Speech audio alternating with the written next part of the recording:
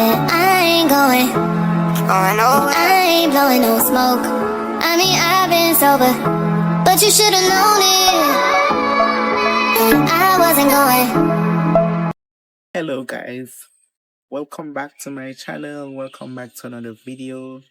So today guys, we'll be speaking about high blood pressure.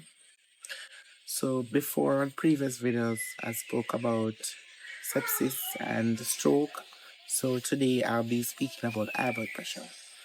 So high blood pressure, also known as a silent killer, because it typically doesn't cause any noticeable symptoms. So what is high blood pressure? High blood pressure is also called hypertension, and it is a condition where the force of blood pushing against the artery walls is too high.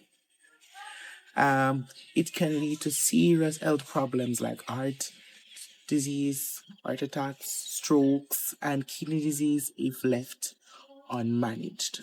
So again, high blood pressure means the pressure in your arteries is consistently higher than it should be. So blood pressure readings. Blood pressure readings are measured in millimeters per mercury and is also given as two numbers. So we have the systolic, which is the top number, and this is when your heart beats, and then you have the diastolic, which is the bottom number, and that is when your heart rests between beats. So we have a systolic, the top number, and a diastolic, the bottom number. So normal range of blood pressure is normally 120 over 80 millimeters per mercury. Now, we have different stages of high blood pressure.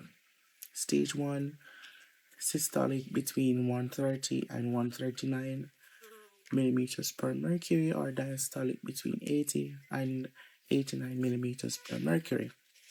Stage 2 is when systolic is about 140 millimeters per mercury higher, or diastolic is 90 millimeters per mercury or higher.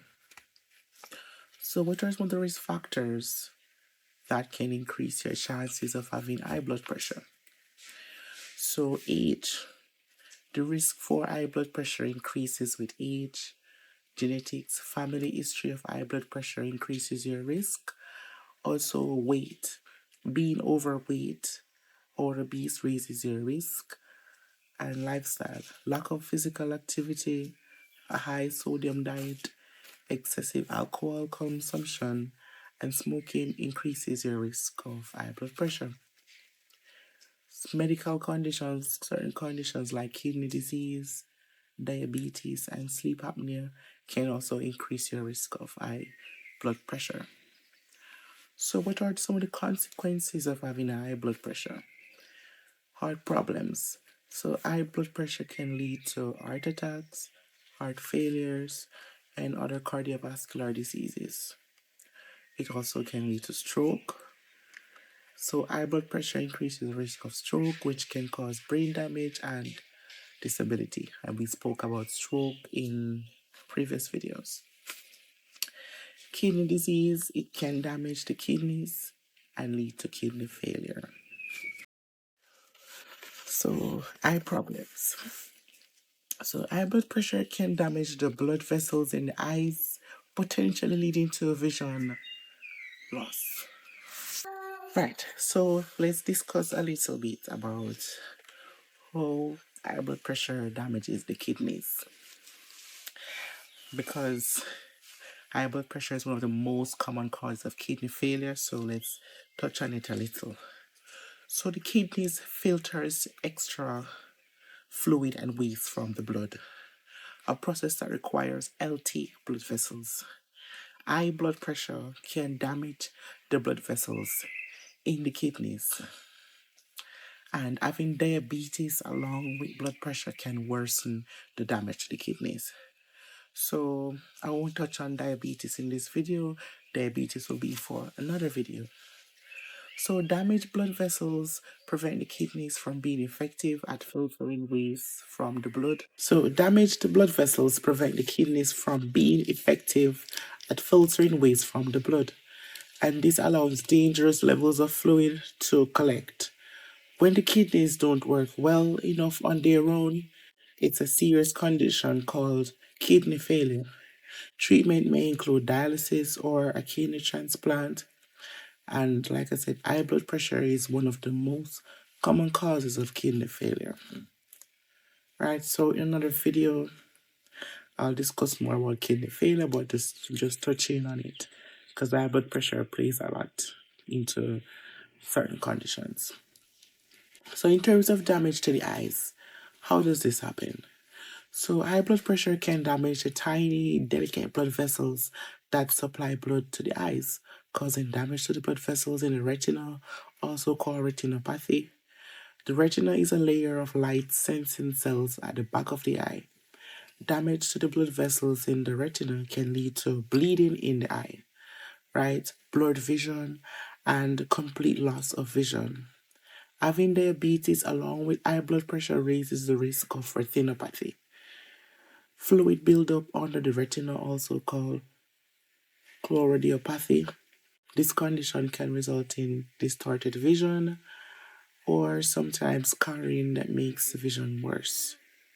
Nerve damage, also called optic neuropathy, blocked blood flow can damage the nerve that sends the light signals to the brain, called the optic nerve, and the damage can lead to bleeding within the eye or vision loss. Also, yes, in terms of sexual conditions, trouble getting and keeping an erection is called erectile dysfunction, and it becomes more and more common after age 50. So, but people with high blood pressure are even more likely to have erectile dysfunction. That's because limited blood flow caused by high blood pressure can block blood from flowing to the penis. Right? So, high blood pressure can reduce the blood flow to the vagina as well. Right? Reduced blood flow to the vagina can lead to less sexual desire or arousal, vaginal dryness, or trouble having orgasms. So, high blood pressure emergencies. High blood pressure usually is an ongoing condition that slowly causes damages over the years, and that's why it's called a silent killer.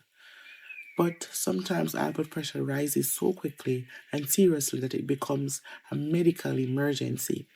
And when this happens, treatment is needed right away, often with hospital care. So, in these situations, high blood pressure can cause blindness, chest pain, complications in pregnancy, such as blood pressure related conditions, preeclampsia or eclampsia, heart attack, memory loss, personality changes, serious damage to the body's main artery, also called aortic dissection, stroke, sudden loss of kidney function, and impaired pumping of the heart leading to fluid backup in the lungs that results in shortness of breath, also called pulmonary edema. So you see all the things that high blood pressure can cause. So it just creeps upon you silently over the years, and then at that time when everything happens, the damage is already been done. And that's why it's called a silent killer. Right. So how can you manage high blood pressure? So first we have to start with lifestyle changes. And I mean it's easier said than done, but nevertheless, a healthy diet low in sodium and saturated fat, regular exercise, maintaining a healthy weight, limiting alcohol intake, and quit smoking can help lower your blood pressure. I know some of these things are things that people enjoy doing, so it's going to be hard, but it's your health and it's your responsibility, so we must know. So, in terms of a diet part now, a diet to manage high blood pressure should focus on reducing sodium intake and that salt and increasing the potassium, calcium, magnesium, and eating a variety of fruits and vegetables and whole grains. So, key aspects of high blood pressure: reduce salt, Aim for less than 6 grams of salt per day. Salt is hidden in processed foods, so like your tin stuffs, those salts are hidden in those. Increase potassium in bananas, green leafy vegetables, citrus fruits to help balance the excess sodium. Increase like whole grains. Opt for whole wheat bread, brown rice, and oats, and manage your weight. Well, this one sometimes is a hard one to get your weight under control. Like I said, it's easier said than done, but at the end of the day, if it can prolong your life by at least a year, why not start maintaining a healthy weight? So, moderate alcohol consumption.